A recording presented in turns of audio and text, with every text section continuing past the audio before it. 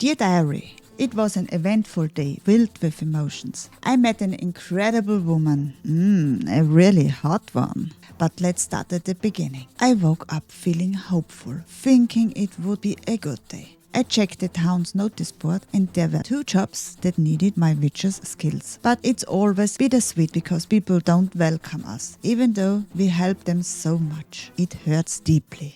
I met the hunter the commander told me about. He has an interesting story himself. He fell in love with the wrong person, causing a big scandal. The Lord's son and the hunter. But society didn't accept their love. The truth came out and the hunter was forced to leave. Sadly, the Lord's son couldn't bear the pain and ended his life. This tragedy also led to the downfall of the Lord's land. All of this happened just because these 2 guys loved each other. If it's love, it shouldn't matter as long as it's real. When I saw the hunter's eyes, I could tell it still hurts. He took me where the griffin attacked the Nilfgaardian soldiers, and I followed the path to find the griffin's nest. The soldiers ended up killing the female griffin and her eggs. It was foolish, because now the male griffin is seeking revenge. Why must humans always be so cruel to other creatures?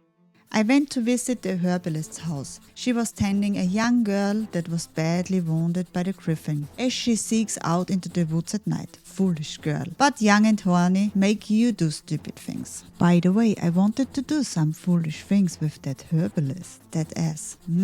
She's hot. And I immediately felt how my body awakened. I want her. But I think she's not very interested in me. But I still have hope to find her sweet spot. So I tried to help the young girl she was tending and hope that this will impress her. She gave me the information I needed and I rode to the buckthorn's location immediately. I needed to cool off a bit anyway. And there was my cool off instantly. An old woman stood there shouting at the door. She was talking and talking about the pan she lent someone. I needed to get my head straight, so I thought this might be a good distraction. I helped her. And yes, I must admit I liked her, that old woman. She is a little scary, but a good one. The buckthorn was on the ground of the lake and I found it quickly. I need to thank that herbalist. And there was it again. That juicy ass I wanted to grab so badly. But now is not the time for that. So I distracted me with the jobs I found at the town's notice board.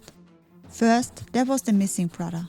It took me back to the small, destroyed village on the road to White Orchard. The people there were so desperate and had lost everything. Their pain was intense and it broke my heart. But I was determined to help at least one of them to find his brother on the battlefield. The stench there was awful, almost making me sick. Yet, against all odds, we found the brother alive. He was hiding with a deserted Nilfgaardian soldier in an old cabin. It was such a surprising and emotional moment. Even though they were injured, they will live to see another day. On my way back, I dealt with the drowners and bandits near the destroyed village. I hope this brings them some peace so they can start rebuilding their lives. And you know what? I found a ton of treasure during my adventures. No complaints from me about that. The second job was a real challenge. It led me to an abandoned village where a fearsome unnearth was haunting the well, the only clean water source for the townsfolk. After some searching, I found the object binding the unnearth, a bracelet. I burned it with the skeleton and released the spirit. Her name was Claire, and now she can finally rest in peace and the people can once again use the well for their water needs. Interestingly, it turned out that the herbalist knew Claire. So I took the opportunity to talk to her again, hoping for a chance at something more romantic. But again, I was left disappointed. I thanked her and talked to her about Claire, but it seems my hope were in vain. I don't think I stand a chance with her, so it's a lost cause, and I have to accept that she won't be in my arms. But the thought of her will at least give me some pleasant dreams. To cool off, I took care of a group of ghouls near the sawmill. Surprisingly, the people there were thankful, but not for what you might assume. They appreciated my help, but that's all there was to it. What a day it's been, filled with helping so many people. I stumbled upon some special places of power, and I'm hopeful they will aid me in my upcoming battle with the griffin. Now I crave some rest, good food and a refreshing drink. Maybe, just maybe, there will be someone to share the night with, but I'm not holding my breath. The folks in this town aren't too keen on witchers, even though I've helped them a great deal. Hopefully, Vesemir has better luck with the innkeep. Tomorrow, we face the griffin head on. Yours faithfully, G.